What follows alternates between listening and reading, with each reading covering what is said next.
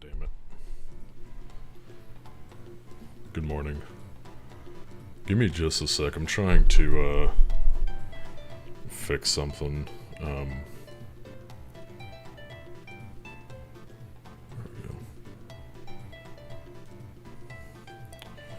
I need an activity feed doc.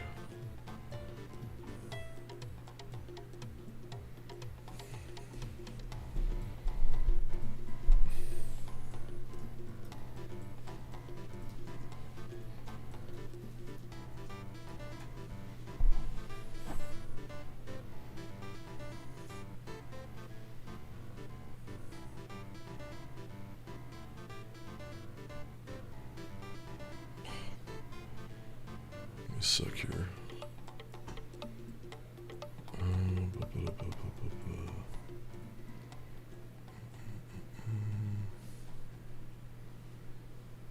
Fucking for real.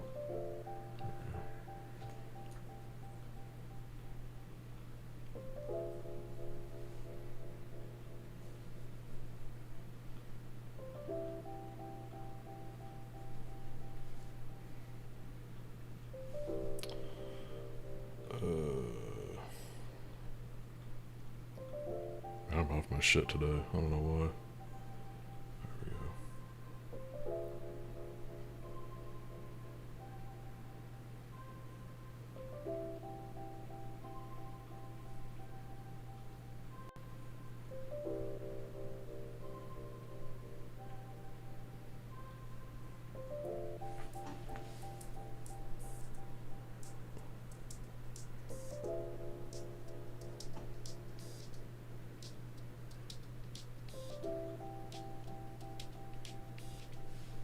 God, why is this being such a pain? Move the activity feed over here. Yeah, whatever. There we go. Much better. Okay, so now that we have that set up, I can actually see activity without dumb shit. You know, the important stuff.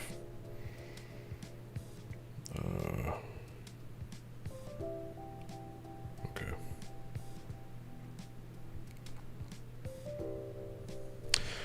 So, today,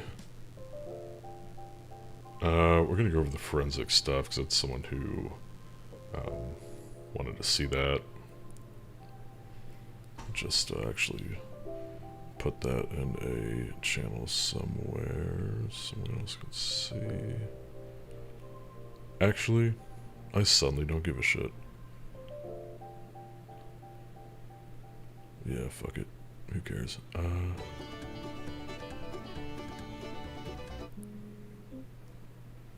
It's very aggressive music. It's just as aggressive, the fuck. There we go. Okay. So we've got, oh, good morning, default Android. I wonder who you are. Yeah. So, fuck, wrong mouse. What are we doing here? Doing the good old forensics stuff. First one is gonna be version control. Actually, I need to bigulate this first. Download that though.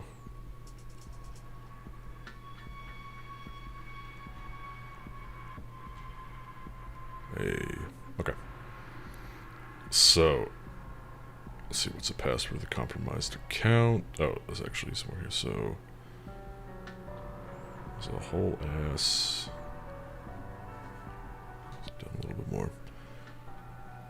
Let's get back up here. We'll go ahead and extract this out.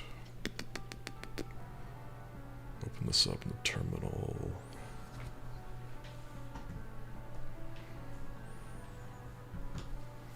All right.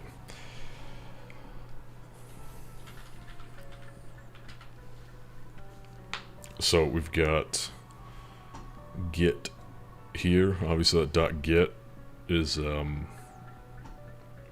get. If we open up this this file here, there's nothing important, but there is. So the first question here is, what was the email address?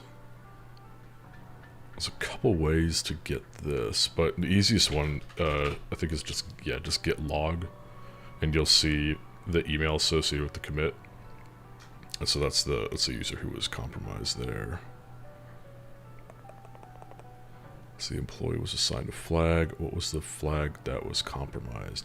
So we also see commits here in the get log, and so we can actually check out these commits, because version control is also history. So we can see what those files were. So we could get check out and then slap the. You can also do like, what is it? I think the 7-digit beginning of the commit hash, but do the commit hash, and then that's going to switch over there. And then if we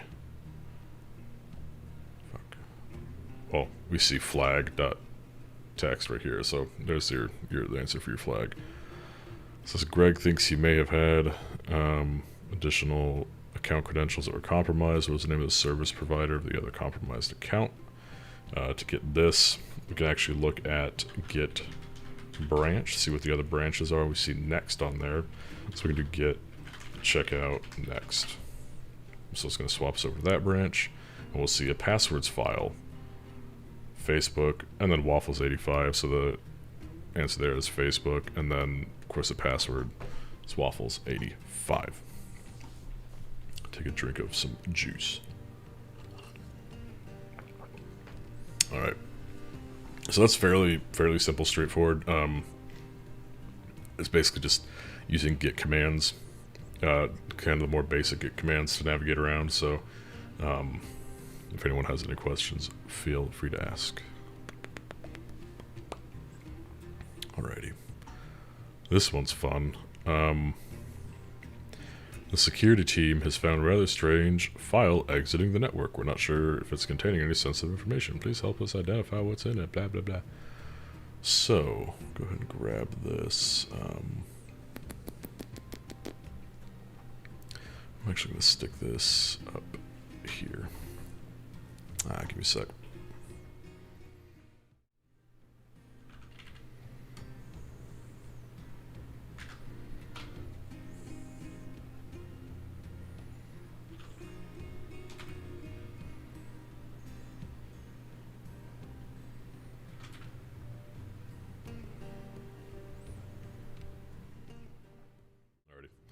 So, get into the NCL folder here, do SFTP here, we will stick a green file in there. So we see green file in there. First thing we want to do is establish, hold on just a sec, let me check something here. Make sure it's not bungled up. Okay, cool. So yeah, first thing we want to do is figure out what kind of file we're actually dealing with here. So we can run the file command. See, it's a PNG. Okay. So we'll actually just do copy green file to green file and just tack on PNG, and then let's actually open up SFTP and bring that down real quick.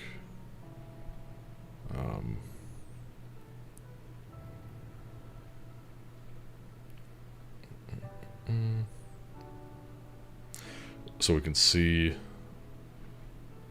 this green file here, and if I recall, so first answer is PNG, obviously, and then I think what we need to do, if I recall, do I have binwalk on here? Let's see.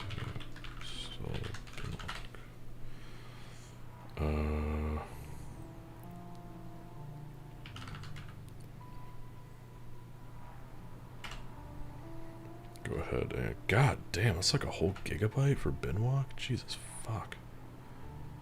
I do not recall it being that big, but I guess it is.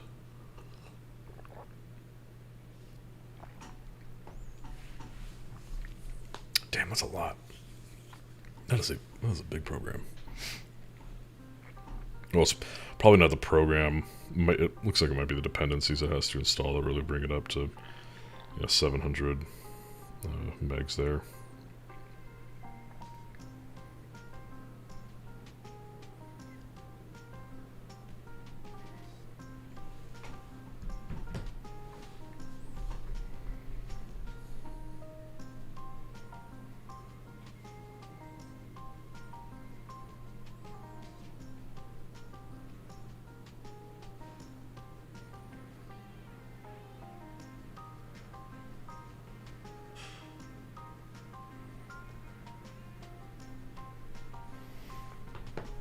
Cool, there we go. So we can binwalk this file now. We'll do just the .png, not that it really matters. And we see we've actually got other things in here. So this is also something that you can do in CyberChef as well. So if you don't have a Linux terminal, which to be fair for this competition, even if it's just a fucking $5 a month VPS that you use for a couple days, so it's like whatever the hourly breakdown is, maybe costing you several cents. Definitely get it. That'll help you a lot. Which software are you using? So, for what specifically? To display like the files in here, it's just binwalk. This terminal is tabby. But if you have a question about a specific piece of software, let me know and I'll let you know. So with CyberChef here, we can actually extract the files. We can see here, blah blah blah blah blah. And if we wanted to do or be a little fancy, what we could do, actually, we'll leave that there. We'll duplicate this out, and then we'll bring the zlib up. And then we can actually extract that zlib. We can inflate it, see if there's anything interesting in there. We actually pop that out.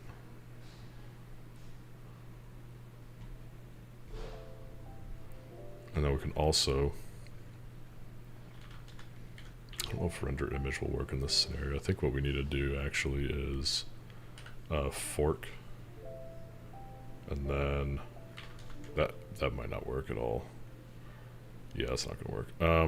We'll download these.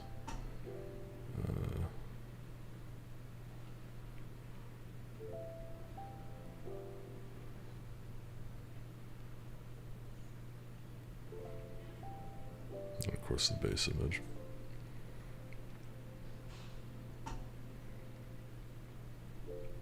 Interesting, so it looks like little bars for whatever the hell there. We'll download that. Yeah, 'cause it's still running.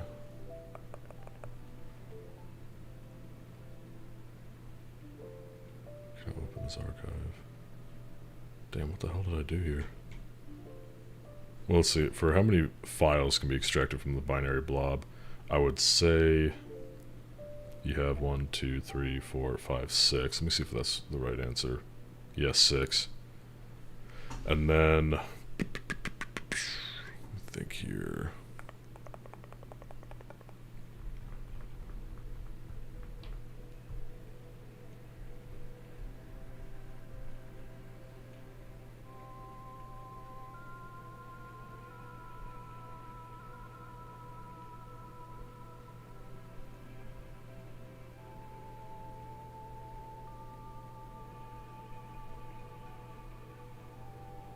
What's the ion? Is there another ion in there?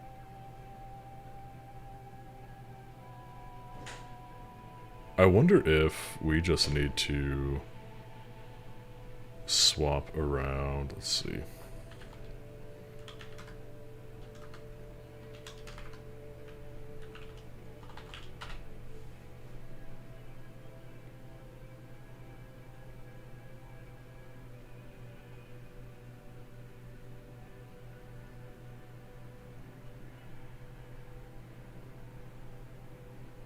Interesting. So it's like it works as both a JPG and a PNG. Hold on. Someone's texting me real quick.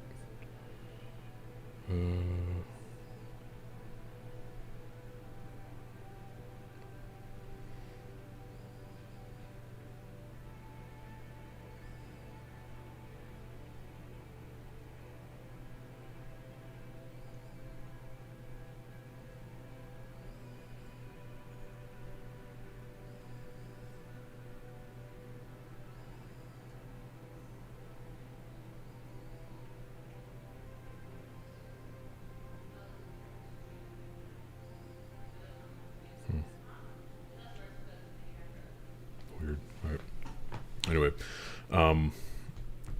goddamn, I can't remember what I did for this one. I think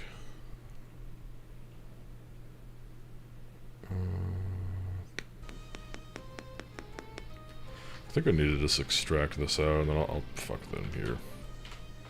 Because I think I think it's somewhat that compressed data there.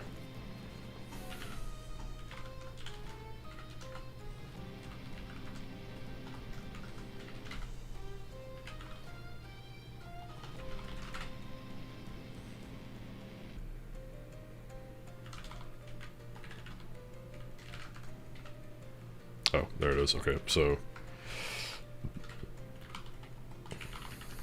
in that, and then you got your flag here. So in that zip actually was the flag. I don't know why this is being. Oh, I wonder if this needs to just a raw inflate. Nope. Okay.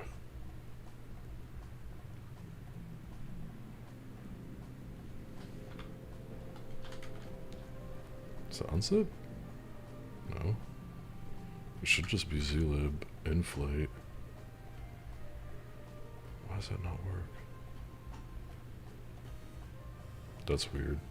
Anyway, you're live after a long time. Yeah, no, I had other stuff with work that took a little bit of a priority just because I needed to work on it, get it done. For whatever the hell. So cut into my time, so I still had to, do a couple other things. Get ready for the stream and whatnot. So anyway, that's where the hidden flag file is. It's in that zlib. YouTube things in the chat now. It's actually been in the chat. It just haven't typically been people that watch on YouTube, so it's been much more quiet. What's up, wagon? Alright, so PDF easy here. Analyst managed to get hold of a document, I believe has a flag in it. Can you recover it? First question is, what is the name of the program that exported this PDF? So, I think it's in here. It's not, if you open this in like,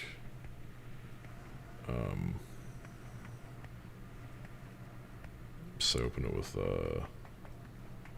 Chrome, you'll be able to look at the properties, and it's PDFtron right here that did the redactions. So for the export, that's the name of the program there is PDFtron. And then next question up here is what is the PDF version of the file? I mean, it's right there. It's 1.7. Oh, I'm sorry, I fucked this up. What is the name of the program that exported the PDF? It was Photoshop, I'm pretty sure.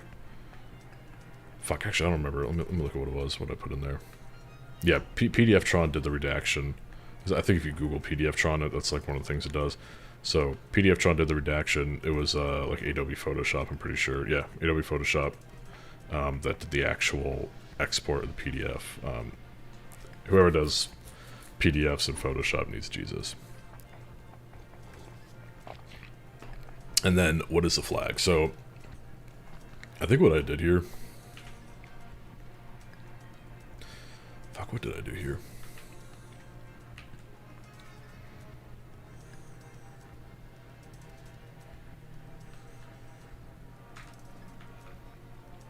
Maybe I did open this with Acrobat, and then I think I just, like, copied everything to the clipboard and then posted it in here.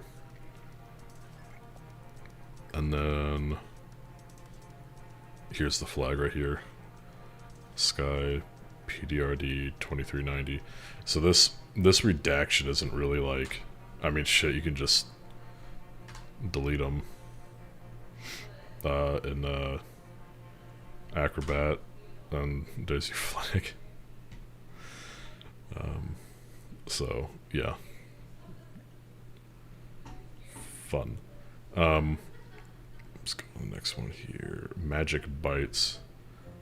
Oh, this one's a fucking... This one was kind of funny. So, put in our own cyber chef. What's the thing here? File appears to be changed in some way. You can recover the original, blah, blah, blah, blah. So, you see the flag here. If you try to open it, and it's just opening like photos. It's like fucking what? So it talks about magic bytes, and one of the things with magic bytes is that dictates what the fuck the file is. So if your magic bytes say that the file is in this case a JPEG, but it's actually a PNG, or if your magic bytes say it's a JPEG and it's actually PNG, it's gonna be weird, or whatever the fuck the case may be. So what we can do is open flag, and you'll see here, it's got this JFIF doodad up here, which indicates a JPEG, but you'll see IHDR as well. And so the challenge with this is, and then you should have IN down here. So that's all PNG shit. This JFIF header up here is not valid, because this is clearly a PNG. Now, you could just try to do like move flag.jpg to flag.png. This shouldn't work though, because you still have that header that's up there, so you're actually gonna have to edit the hex of this. So do hex edit, open this bitch, no, wrong one. And we see obviously this right here. So the question, can you just willy-nilly take this out? Maybe, but we can look up the actual Magic Byte header spec. So Magic Byte spec for PNG. So let's see here. We've got PNG. Let's see PNG. So it's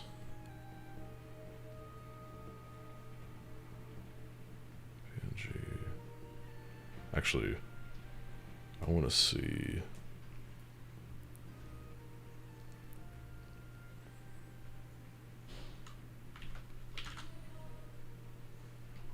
There was another one that was really good. Here we go. This actually goes over the file structure. So,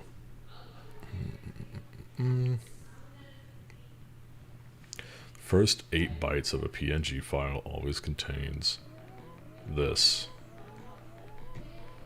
So we could see, does it contain this? What's that? Is that 137? I don't think so. So first 8 bytes would be this right here.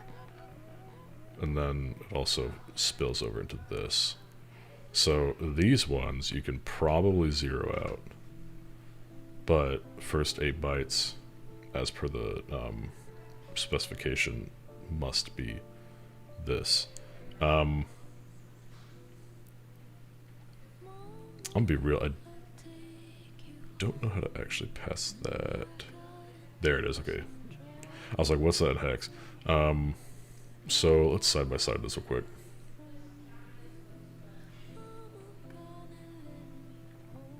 Bitch, there we go, okay. So we could do 89, 50, 4E, 47, 0D, 0A, 1A, 0A. In theory, this should You can see that PNG header there. This should work. We'll see. We'll just save it out. Flag, please. Holy shit. .png. And there you go. There's the actual flag. Something cool. If you get the Power Toys, Windows Power Toys here, you can actually get a text extractor and just it'll copy that out, and then you can like up here, and then just double check Sky DSFG 5792, so it extracted it correctly.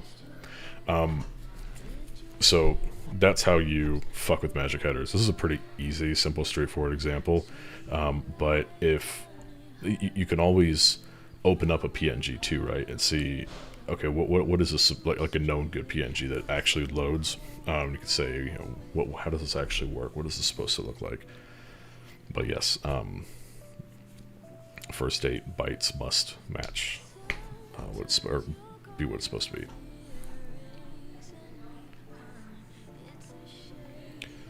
What are the questions here? Yeah, so original file format PNG, flag is the flag.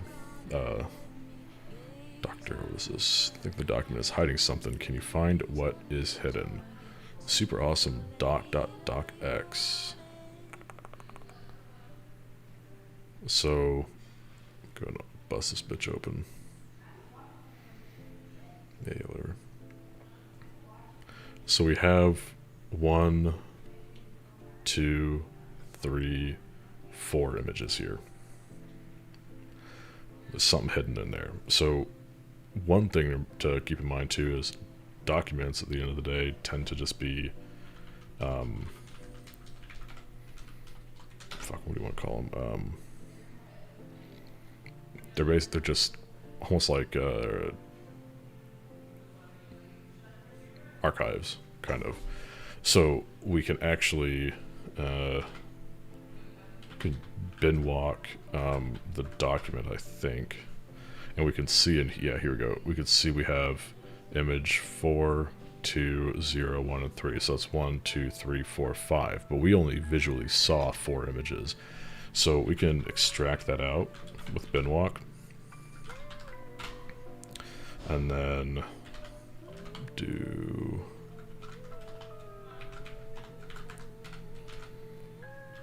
I think it would be, oh, that's not directory, duh. Actually, I think it just be, I think it's in a word.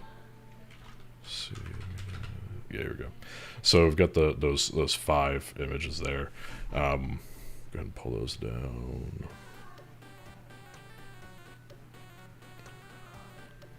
I know I'm pretty sure it's image 0, so yeah, image 0 here. Sky RATL 8439 is the flag, and then it was the name of the hidden file containing the flag, and it's just image 0.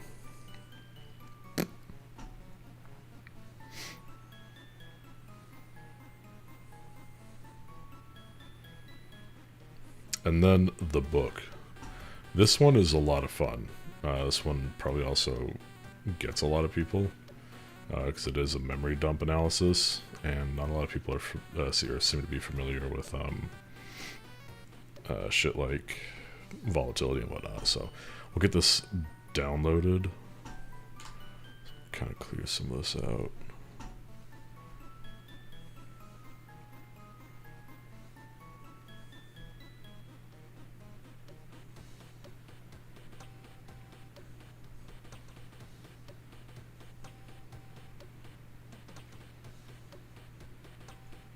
Volatility, my beloved. Yeah, volatility slaps. I love it. So,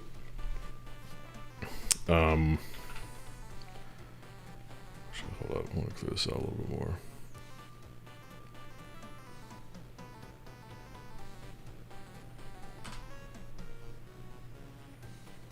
Whence? Oh.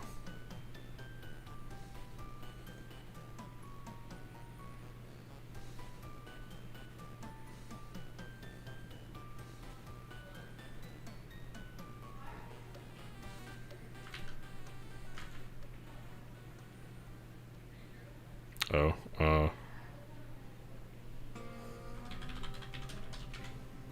duh. Alright, so we got the mem dump there. So what we're gonna do here is we're gonna go, let's see, w33.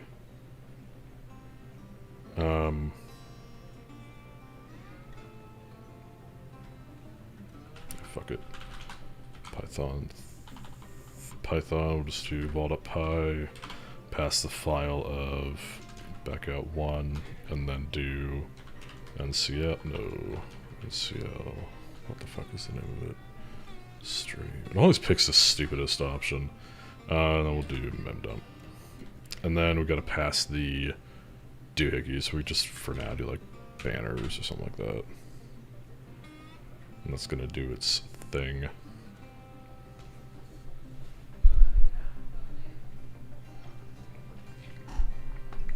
Oof. Oh well. So, we're gonna be fancy. We're gonna open up another. Actually, we'll just do another PowerShell. Shell terminal, and we're gonna go into do volatility, and then I want to do Python. We'll do vol.py, and then pass the file. Fuck, didn't mean to do that. NCL stream, bitch. There we go. Memdump, and then I think it's Windows.vol3xp.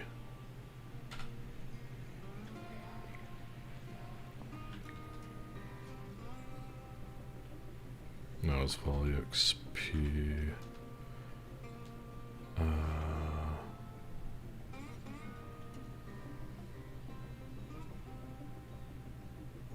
we go. File scan GUI. So, the normal vol exp 3xp kind of has a stroke, unfortunately. Sometimes it works, sometimes it doesn't. It depends on how your Python installation is feeling that day, unfortunately. So, I don't know why. But, I like this because it's volatility on easy mode. It kind of gives you something visual to look at, and you don't have to worry too much about this side or the other. So, see here, we want to go to, actually, no, it's not, is it? No, it's not. Fuck, where was it?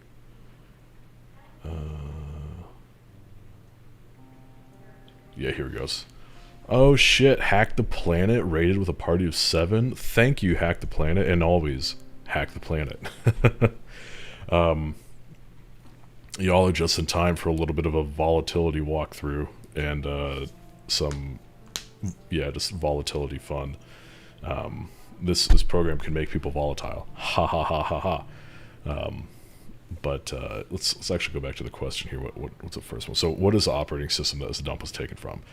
Windows. You can run a few different.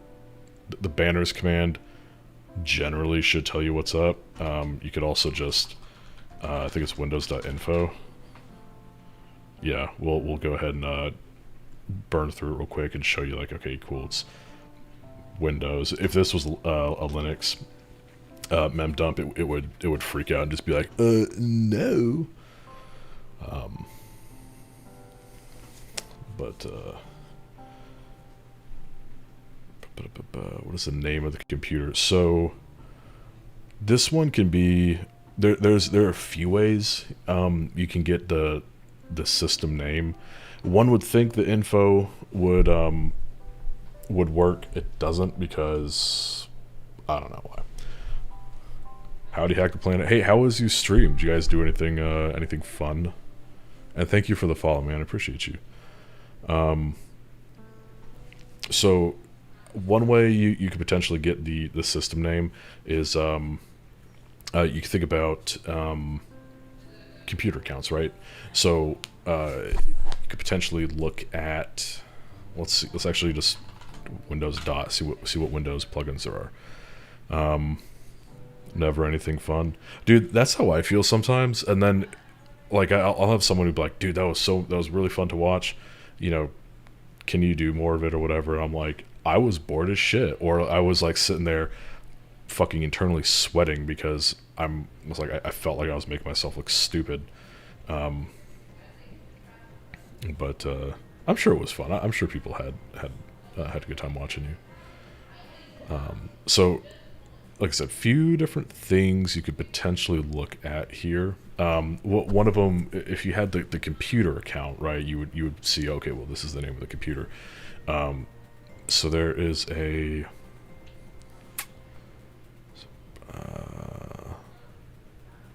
could do PS Tree. I think that would potentially spit out ownership. No, it doesn't. Damn.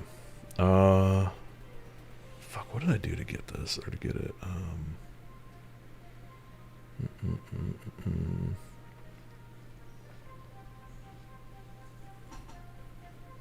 Could do Hive Scan. I'm not as familiar with Hive Scan. Do privileges. Privileges.privs. Just fleshing out my Arch plus Hyperland box with some hacking tools. Starting to build new hack box slowly on Arch Linux instead of Kali or Parrot. All right, cool. Yeah, I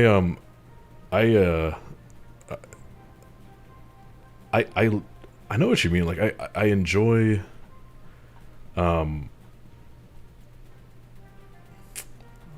I like Kali and kind of Parrot. Parrot is just a downstream of Kali with some extra tweaks, and I don't care too much about it. But you know, it's nice as like a pop-up environment, but for something like long-term or more day-to-day, yeah, that's definitely the move to go. I'm personally not an Arch person. I just never have, probably never will, but like doing just like a Debian or Fedora base image and then just putting the tools that you need on there, not overloading with a bunch of bullshit, that is the way to do it. Git SIDS actually might work.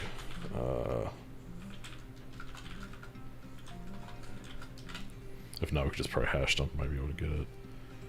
Oh, that's for the processes, duh. Would that show it in there?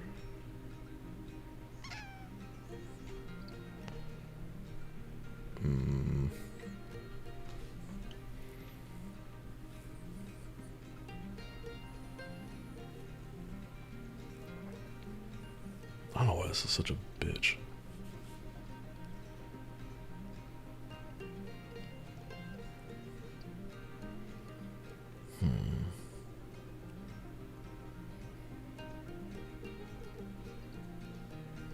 I wonder what statistics shows.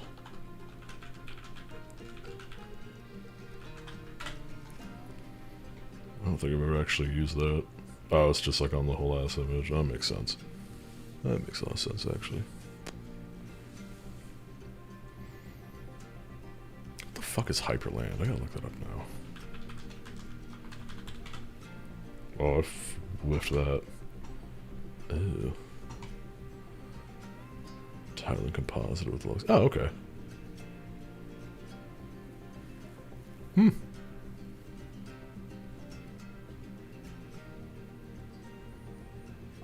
That's actually kind of nice.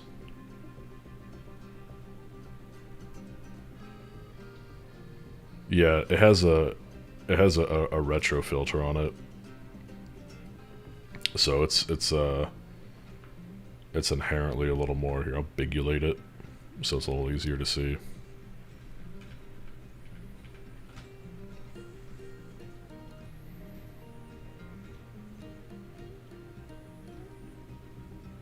I don't remember what in the fuck would show that. I could just hash dump real quick. Well, hold up. I don't know if I ever did the like info.info. I don't think it'll make a difference. I think it's literally the same thing. Yeah. we'll just do hash dump dot hash. Oh fuck. Okay, how did I fuck that up? Hash dump. Oh, D's not capitalized. Bitch, what? Oh, I need to actually type it back in there. And for this particular version of the time, that's what I was using. Super easy to install. Just figured out my Linux for work. Shit, I might have to try that. Well, I'll have to check that out. Yeah, I really haven't given my like daily driver Linux much love, and part of it is just because I use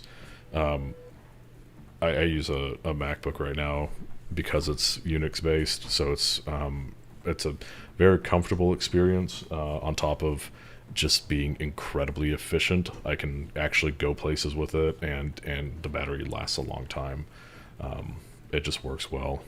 I don't have problems with it like I did with Windows, and because I don't have the time in my life to be fucking around with stuff. I just need things to work. And it's great for that. But one of these days, I definitely want to revisit it. I might check that out because it looks nice. I like it. Maybe it'll be under PS Scan. Maybe I'm just way overthinking this. PS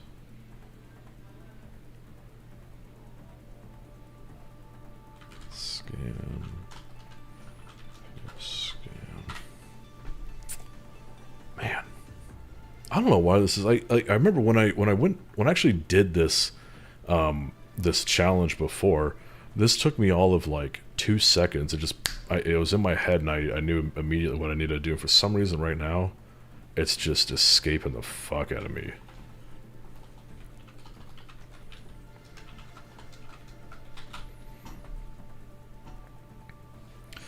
Yeah, just remembering things from my MacBook when I'm traveling. Some of the reasons. Yeah, it's nice. Like I know there's so many people online who, especially like the InfoSec Twitter space, who sit there and bitch about Mac or whatever, and it's like, I'm sorry, are you just too broke to buy one? Like, just why the fuck does it matter? It always confused me because I'm like, it's a Unix based OS. What are you complaining about? It is a much more like elitist, if you will, borderline Linux box experience with like iTerm versus Windows. I mean, Windows is great with WSL and whatnot, don't get me wrong, especially as a forensics workstation. Fucking phenomenal. Really love that combination, but yeah, I don't know. Yeah, simple, easy to use. Yeah, I would argue that sometimes it's maybe a little too simple, and I noticed this when I switched from Android to an iPhone. I was like, fuck it, let's give it a shot. I'd never owned one before, so I figured I'd give it a go. And that was one thing I think that kind of bit me in the ass sometimes, is things were almost a little too dumbed down, where I was expecting something to work this way, because just in my head that was like kind of logically how it would work, but it was almost like it was more difficult because it was a little dumbed down. But you know, once you understand just how things work, it kind of works out. Every Mac I've ever owned has lasted me several years and has maintained its resale value. That's another point too. Like, they don't depreciate like I love Lenovo laptops, but like if I bought a $2,000 Lenovo and then a $2,000 MacBook after, you know, like you said, like 5 years or something like that, I could probably get not a ton more, but a fair amount more out of that MacBook. Especially these new ones. Man, like even the M1s, still, those are old, and well, relatively speaking, they still kick ass. I mean, not as much as the 2s and 3s, but still. Okay, so what is the name of the computer? Let's bypass that for now. So what is the name of the user that was logged on, or logged in? So we actually saw that,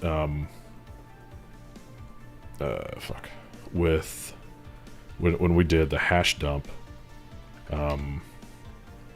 Now, this isn't inherently... one could argue maybe the guest was logged in, maybe the administrator was logged in, but you can take it a pretty solid, educated guess that this was the user that was logged in. This is the only non-standard account that's on the system here. So stick that in there. It's Liberation Hacker. What is the full path? Full file path and the file. Okay, hold on. Let me reset my brain before I read this again, because I might have had a stroke. What is the full file path and the file of the file in interest? Like I said, file path it kind of includes the file name, but okay. My Lenovo crapped out after 3.5 years. It was a giant pain in the ass. Yeah, and it sucks because like I had a Lenovo P14S that I used for work a while ago, and had a Ryzen 7, and dude, that thing whooped ass. I fucking loved that machine. It just, everything about it was done so well, and I feel like people either love them or hate them. I've personally had really good experiences with them, but I mean, just like anything else, you know, there's nothing's perfect, and I've definitely heard similar stories where you know, people have a laptop and it just takes a shit, and it's like, go buy a new one unless you have it insured. Anyway, so this goes to the file here. So we can assume they're curious about a file in that user's thing. So we can actually go look there. You know, users, liberate hacker, go to the desktop, and we see this right here, BlackBookDB. Well, that's not a standard file. Oh, and thank you for the follow, Colin Deb. I appreciate you. I just noticed. I'm so glad I added that to my OBS so I can see that crap now. So this is the file that is of interest. So we know that the default path for Windows installations, and this is another scenario where, well, one could argue that it would be installed or maybe this is in a different path, whatever. Could you verify this? Sure. Do you need to? No. And if you really wanted to, you could actually look at the info output here. And I'm fairly sure, yeah, system root is C Windows. So you know that C is the OS default root there. So it's going to be C, and then users, liberate hacker, desktop, black_book.db will be the file path and file, whatever the fuck they want to call it. You can see that here.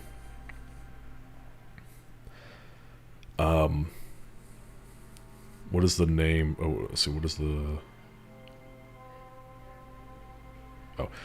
real name of cloud? So in order to get this, we need to actually dump out this file. We need this. Now, in theory, you should be able to dump it out with this. I do not think it works. Unless it's saving it somewhere that I am unfamiliar with, I do not believe it works. So we can still use this, though, to get the memory offset. So we can copy that offset there, and we can go back over to our volatility here. And I want to say it is dump files. Actually, I can see here. Yeah, dump files, and then we want to pass. Fuck, I forgot exactly what it was.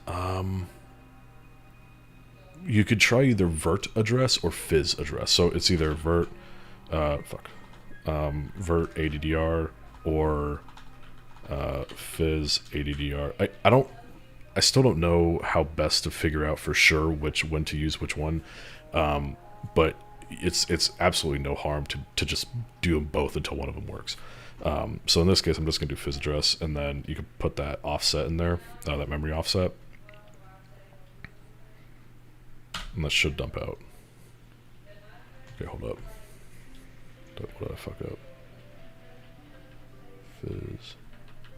Unless maybe. Is it vert? What did I fuck? Hold up, maybe I fucked something up here. Oh, okay. Where's the file? My brain, no worky. Dump file. Oh, that's why. It's literally a skill issue. I had it right, kinda. I just forgot the S on here. I was like, I'm fairly confident that is the correct flag. Okay, there we go. So now it's actually doing it. So fizz address didn't work, and we can swap over to vert address, and that should dump it out. There we go. So we need to actually go over to the folder that volatility sits in, which in this case, let's see. There we go. So it's just going to dump it out here. Now I'm fairly, I think you can -O and specify like a dump folder. I don't do that because I'm fucking lazy. And we could see it's going to spit out 2 of these here. The VACB is going to be the one you're looking for. So you're going to have to rename. Now you don't actually technically have to rename this.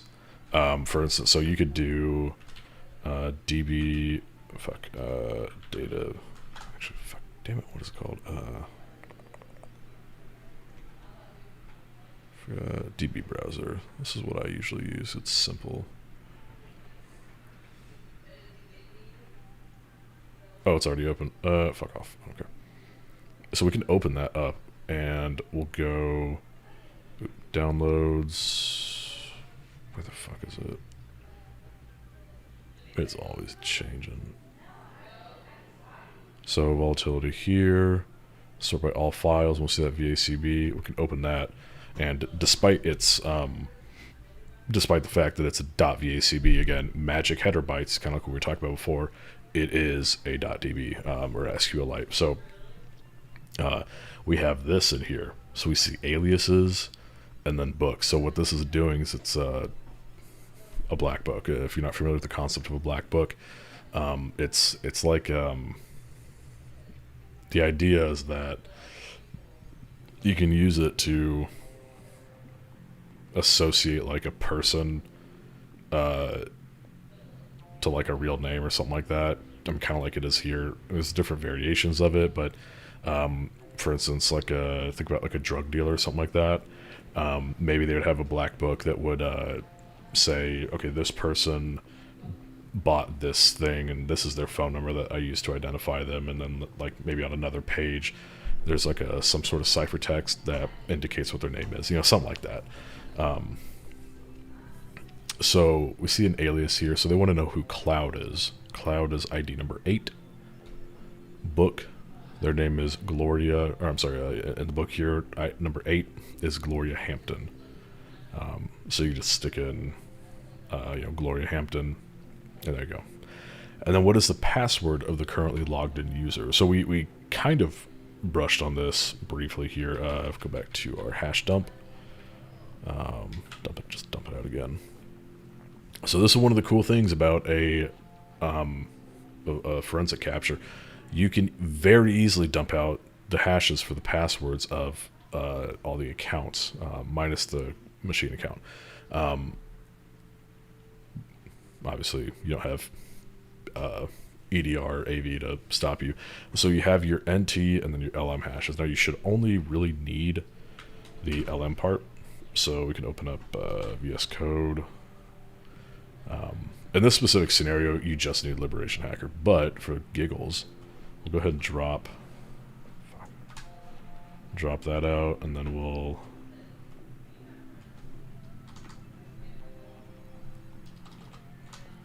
grab those. And I mean, I don't know, I just realized these are like the same, so we'll just grab these two. Fucking big brain hours. And then we could do Crack Station. If you have an LM, it's never a bad idea. Just throw it in a Crack Station. There's a chance they'll have it. If they don't, and you need to, bust it open with fucking Hashcat. There you go. Use RockU in these in this competition. It's gonna be the best bet. And here we see the top one. Okay, cool. It's blanked out because it's probably never set.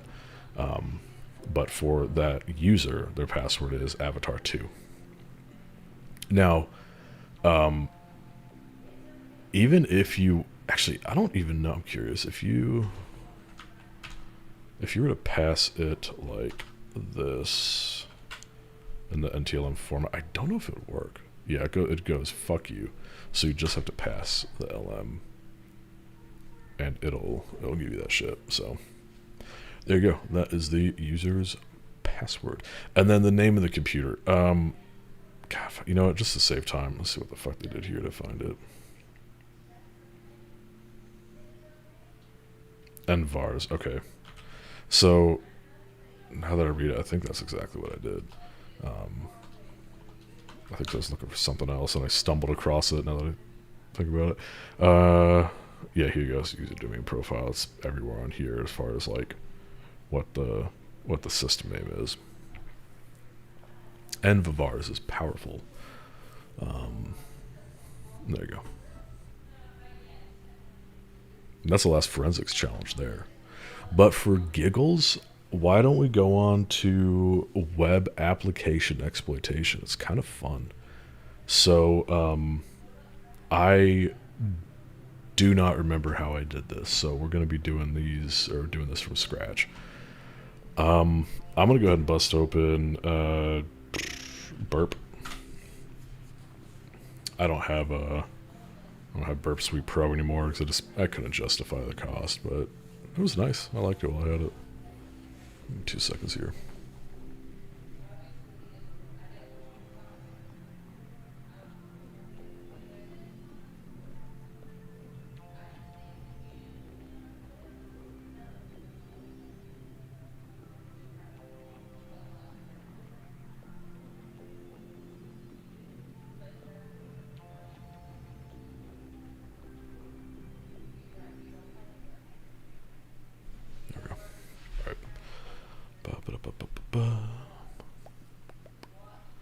Go and close out some of the stuff here. But yeah, this that Vol3 EXP, fucking fantastic little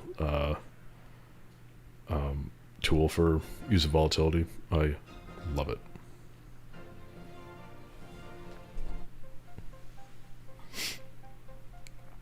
Okay, so we've got this here. Go ahead and pull it up. And so kind of going through methodology here. So we don't have like a bunch of questions to answer. So it's here is the do a server some requests as it generates a charge to your cost center. God damn it. Okay. Trying to get access to Vizio, but there's a licensing cost for it. Even though it's free licenses, whatever. So, oh shit, I need to charge my Whoop. Just submit.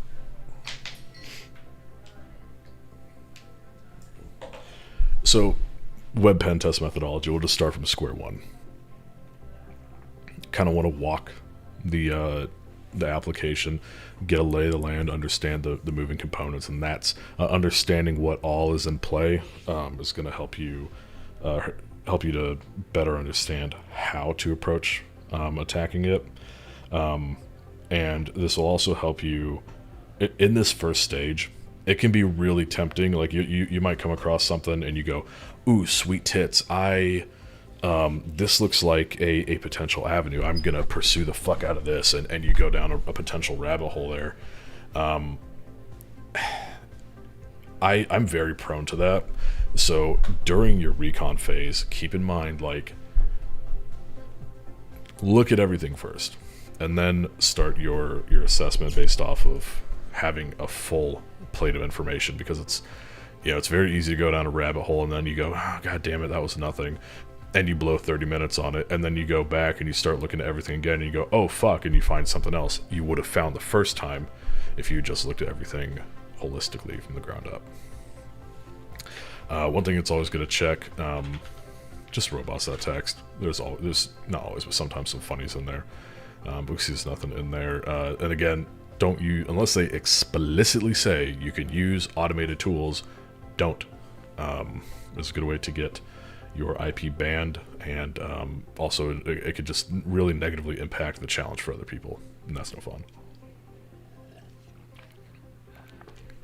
Can you please code a version of Burp Suite that isn't based in Java? I'll pay you at least $1, maybe even $2. Hey, there's actually fuck. Burp Suite alternative. There's one that I was looking at.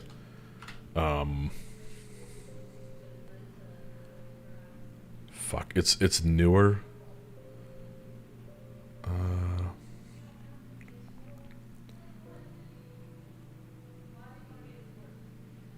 Is it Cadia? That sounds familiar. I think it's Cadia. Or is it spelled? Is it spelled differently? I think you're right, MC. Yeah. I think we're thinking of the same thing, but I can't remember the name. Fuff is not a Burp Suite alternative. Jesus Christ. And you know what? I was just talking about it with someone a while back. It might have actually. I might have just been talking about it with I think with Blaze Bits or something. And I think the problem with them was that let me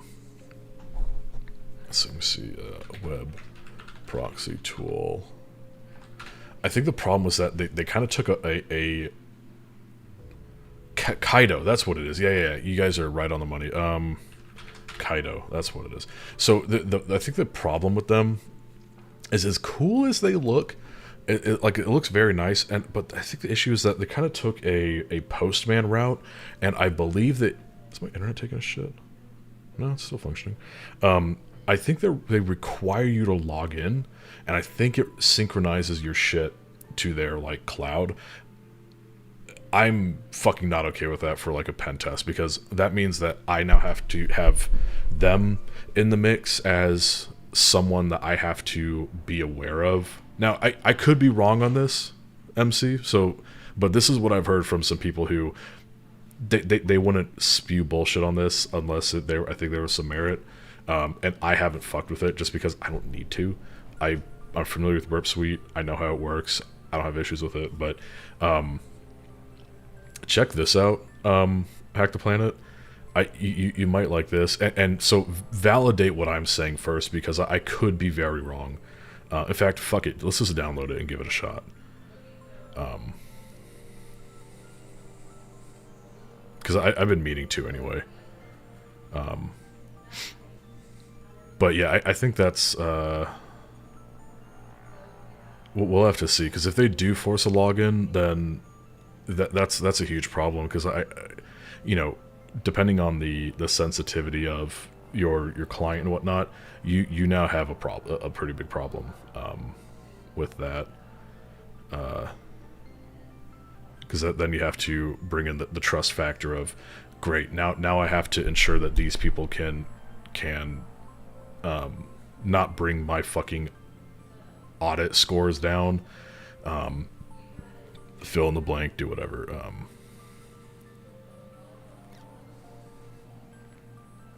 So you start a local instance, log in.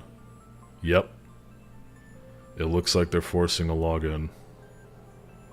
So the local instance, is there maybe a way around that? Local instance. So when you log in up here, I mean, yeah, there's create account. I'm not giving you my fucking full name, even though my full name is so publicly out there and don't give a fuck. Sure. Actually, that's really stupid. I just fucking, hold on. Let me reset that. LOL. Save that out into just my personal box. Hold on, let's edit that first. Y'all are about to fucking log in and start uploading pipe bombs and shit. Sign you up for Avon door sales. I mean, it's the email I give everyone, so you want to be the first to do that. But the bullshit detector is pretty strong. Logged in, left you, Petunia. That's the fucking kind of suck ass part about streaming sometimes is like, you know, trying to be open and transparent about what I'm doing and whatnot, but then not so much so that it kind of fucks me over, like I did with fucking when I was setting up the Hack 5 Cloud C2, and I flashed the fucking code on stream, or the license key, and I was like, son of a bitch, and so I reached out to Hack 5 and I was like, alright guys, I made a mistake. But they were very cool about it. They were like, yeah, you know, it happens, you know. Their glitch, super nice. He actually upgraded my, because I had a professional key. He actually upgraded to Team Silver, and I was like, what? My fuck up should not be rewarded, first of all. But no, they did that, and I was like, thank you. That is amazing. You're very kind and generous. Is my internet being stupid, or is Kaido being stupid? That's what I can't tell.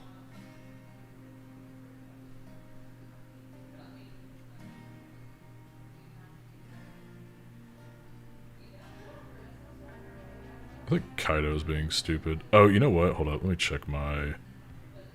No, it's just... I don't have Next DNS off right now. Account activated. Okay, there we go. So... log in here.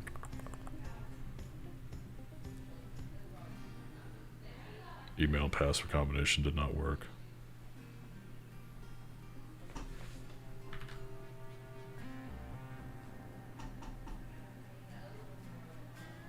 Oh.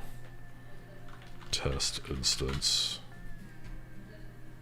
Yeah, their site is fucking slow as fuck. It could be me, but... god damn. Fuck, actually, let me drag this over to this box. Here we go. Test instance wants to access your Kaido account. Okay, no shit, question mark? Test instance is not hosted by Kaido. Continue to recognize this instance. Okay, so it sounds like they are... enable the AI assistant feature. I don't know how I feel about that.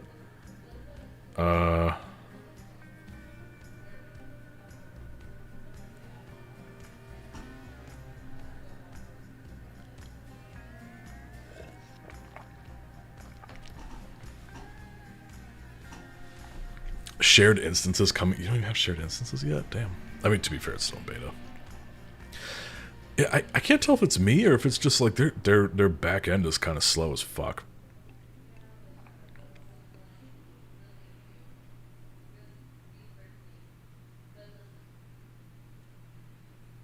Dog. Grammarly is free. I don't like this footer. I don't. That just annoys the fuck out of me. I'm sorry. Just me being petty little bitch.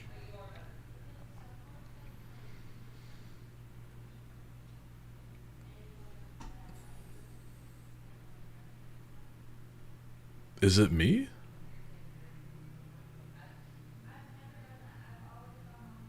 It might be me. Shit is just slowing down all of a sudden. It is around that time of the time of night where our internet starts taking a shit for some reason, and I've been. Oh, the fuck you do! Unless Kaido's fucking with it. I swear to Christ, if this is Kaido's work, I'm gonna shit a brick.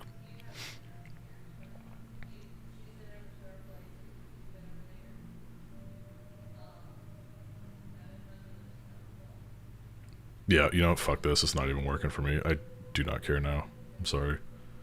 That's annoying as fuck.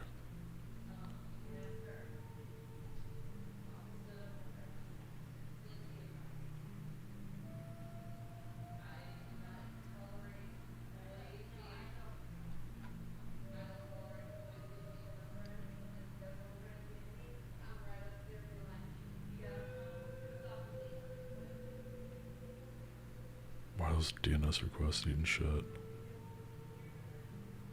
Hold up. I'm turning you back on.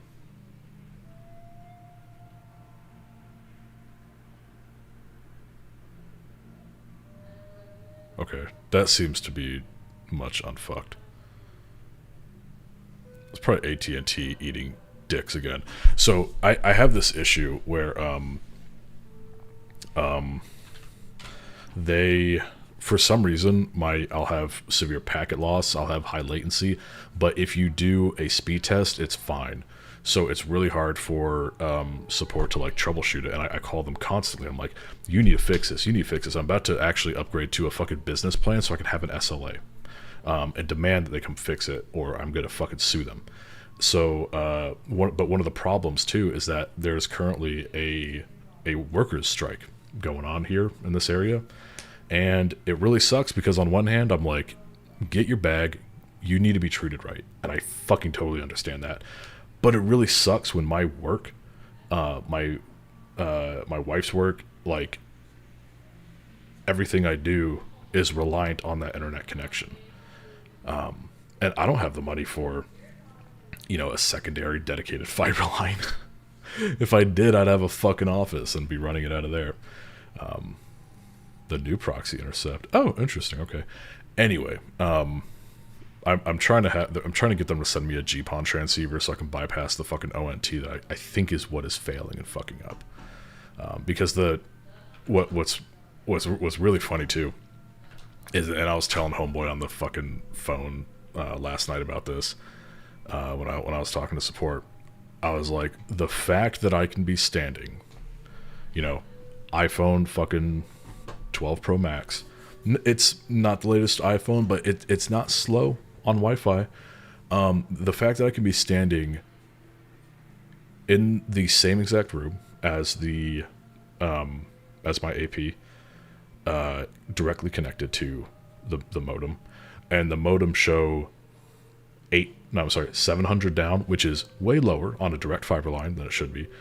700 down and then 0.7 down to my phone. I was like, that on a technical level, especially at the modem was replaced, and it's the same thing. So I'm like, something's lying. Someone's numbers are bullshit. So I don't know where you're doing your speed test to, if it's maybe to like a junction box somewhere that's not a true speed test to the internet.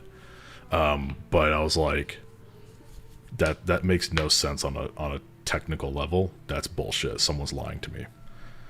Anyway, that's my fucking tangent rant. Fuck AT&T.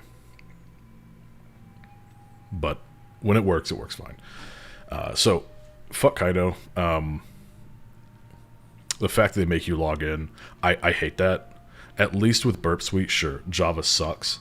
But you know what? This thing does not need to send. I don't need to fucking log in with it. It's like I said, the instance might run locally, but the fact that I have to log in through and authenticate through their shit to access it. What happens if my internet is out? What happens if I'm doing an engagement where I am hitting something where I can't get to the internet, but I still need to use its functionality to hit something? It's not an often occurrence, but it's happened. So I think that was a very poor choice, or poor move, because I'm never going to use it now because of that one simple thing. Had they made it entirely like it could operate without ever connecting, you might have a real contender for Burp Suite. But that just is a killer. So let's refocus. We'll work on this here. So